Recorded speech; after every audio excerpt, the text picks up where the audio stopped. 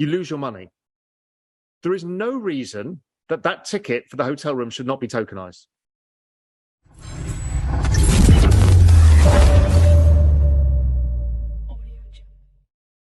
Because you cannot join it unless you've actually been part of it. Right? And that's a networking opportunity. Yep. Humans do this everywhere, whether it's golf clubs, restricted access, whether it's a live event where you go and see your favorite artist. There's 10,000 people, there's the only tickets to be sold, and you're part of that. It's the human experience in digital form that we would have done otherwise. Like, I'm here in my house in Little Cayman today. There's 140 people here. It's a very exclusive little club. It's not because it's a very exclusive island. I mean, there's some fancy houses and some very, very ordinary ones, but it's because it's an exclusive place and I have a community. But we now live most of our life online. So online, we want to create the same societal structures that we have in our physical world. Mm-hmm. And that's what NFTs are enabling, because it's a very human trait. Firstly, it's authenticated that you're part of that club. Right. So golf clubs have had this for years with debentures. Right. Debentures actually a lot like an NFT. So you want to join some fancy golf club, which I don't, but let's assume I did. A fancy golf club, you buy the debenture, it costs you 200 grand. Okay, but it's actually not a cost of 200 grand. Yes, you'll pay club fees each year, but that 200 grand gives you the right to even go to the club. But when you want to leave the club, you sell your debenture. And NFT is the same thing. So it authenticates you as a member. You can prove it to anybody, which you can't do with the debenture very easily without going around with a contract signed and notarized. So you can kind of prove it everywhere.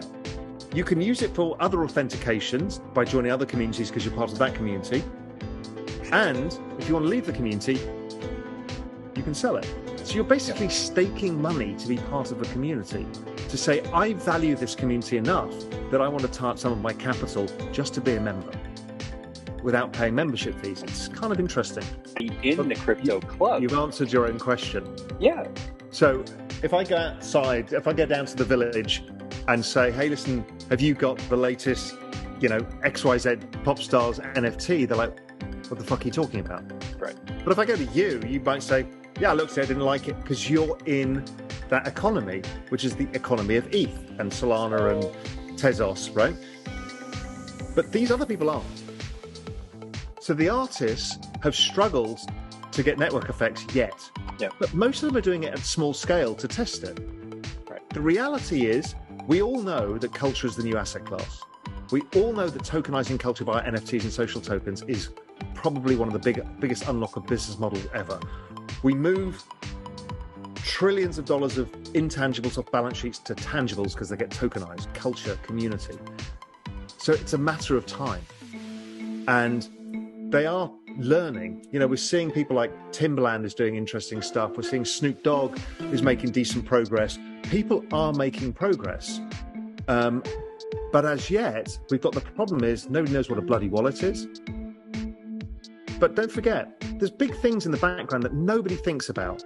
Is Meta, well, Instagram, which is the largest place of all people in the world to hang out and talk about cultural things, is going to allow authentication by NFTs. Now, how long before those NFTs can allow you to be part of a private group? I doubt very long. We're seeing, my guess is Spotify will move this way. My guess is all sorts of people will move this way, and wallets will become ubiquitous. Another business, outside of the asset management business, I've started a business co-founded called Science Magic Studios. And we've got some of the world's most kind of famous investors behind us. And what we're doing there is tokenizing the world's largest cultural communities. So we're going to help people in that journey. And it's a token studio, so we get paid in tokens for participating in the network, but by creating a network for the world's biggest pop stars, sports teams, movie, TV, book franchises, and fashion. Those are the big cultural relevant communities. And look, every brand is talking about this. It is all coming. Just because we haven't seen it today, people like the economists who look at the linear trend are assuming that everything today is what tomorrow will be. But you and I know that is not the case because the amount of smart people building stuff. So that, I think, is the next massive wave. So when you speak to me now about, well, this kind of music artists and some of the sports teams hasn't really got traction, that it's ... yet. Yeah. So how do you think about the tokenization of everything in the macro view? How do they tie together for you? Well, look, every single asset that is not on a blockchain generally has a friction in moving it, storing it, or owning it. And what you're doing is getting rid of a lot of friction. So let's go the conversation I had with Sam Bankman-Fried about the securities industry. There are trillions of dollars tied up in T+2, T+3 settlements. Trillions of dollars in cross-margining for derivatives and all of this stuff. Right, putting these on the blockchain just frees up capital from the system. Okay, that's good for economic growth and allocation of capital purposes. But that happens kind of everywhere, with all the middlemen taking stuff, with everybody. There's friction points all the way through. So what it should do is help increase velocity of money, which if you look at the chart of velocity of money over the last 30 years, it's actually linked to demographics, and it's been going down and down and down because we've got this aging population. But what it should do, I think, is over time should drive productivity and growth in this new digital economy above and beyond what people expect. So I think this is an unlock of new GDP that comes onto the world. Things that didn't exist, like $60 trillion of intangibles become tangibles. What that means is you've now got money for it that did not exist before. That money can be spent, invested, rebuilt. It's like, I've talked about this before, it's like discovering the Americas. We didn't know that this massively fertile land, and in the south with all of the gold, existed. And it was very underpopulated. As soon as it did, global GDP went up.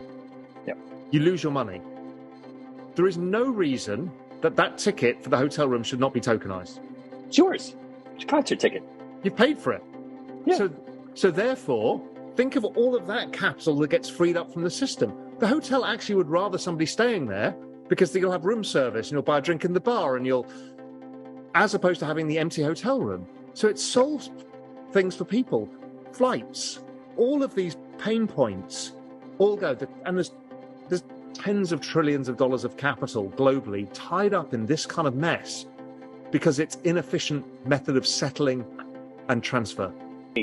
It's really complicated because what you're trying to guess is human taste in 10 years' time. Right, so what I've done is I've taken a macro model that I know works, which is network adoption. And I've said, okay, what is the most vibrant network in this entire space? It's Yuga. So I've basically bought a bunch of different projects around Yuga. So I've got my Bored Ape, I've got my other side, I've got Jenkins the Valet, and all of these projects that are going on around it, just to see how that evolves over time and what rights that ape has at the center of that ecosystem. The other side, I bought the Damien Hirst, the currency. So Damien Hirst being a famous artist, one of the highest selling artists of all time, he did an experiment of 10,000 NFTs that you could burn and have the physical picture, or you destroyed the picture and kept the NFT. That happened yesterday. It's about 50-50. So there's 5,000 NFTs, 5,000 paintings. And I'm really interested. Damien Hirst has got his own network effects anyway. So where do you think people are going to go? What's your prediction? Well, it went 50-50, which I didn't expect. Okay, so it's already unknown. It happened yesterday. It happened yesterday. Damien has kept his 1,000 as NFTs, which was interesting. Very interesting. I think this is the future. The other thing I own, like MFers, because it's CCO. I own Rec Guy, because I just think it's perfect for the bear market. And I've got a few other bits and pieces. I'm not a huge NFT collector because I just don't have an edge. It is Discord, but it doesn't work in the same way. So we're struggling without a platform. That's the issue. We don't yet have a platform. I know they're coming. Everybody's working on them, but we need it, and we need to be authenticated because it's enough of the anons trolling for engagement or because they're having a bad day. We just need, but that's what NFT communities do, right? They put like-minded people, you authenticate yourself, and now you kind of have to be nice to each other because you're living in the same village as them. Because if you're an arsehole in Little Cayman, people are going to call you up on it pretty soon, and you won't have any friends. So we've got to do that. Now, unfortunately, I've got a hot bill because I've got another. Listen, everybody's now learning that crypto is macro, macro is crypto. Suddenly, people are realizing, oh shit, I don't even know how to think about this stuff. And also, people are learning that they don't really understand risk management. They don't understand how to build portfolios. They don't understand a lot. And that's okay, because so many people have come into markets in the last 3 years.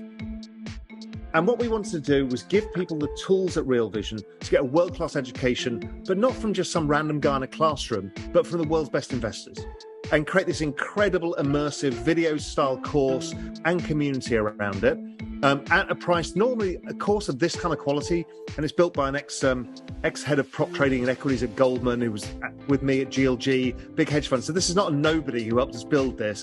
And then we built it out with the most famous people in the kind of financial markets. Normally that's a $3,500 product. It's part of the Real Vision Plus membership now. So we're giving it free with this, with the Real Vision Plus membership. So there's a deal going right now. It's $399 for the first year. It's a no-brainer. If you can't invest that in yourself, I can't help you. And so go to realvision.com/academy. Have a look. It's really, truly groundbreaking.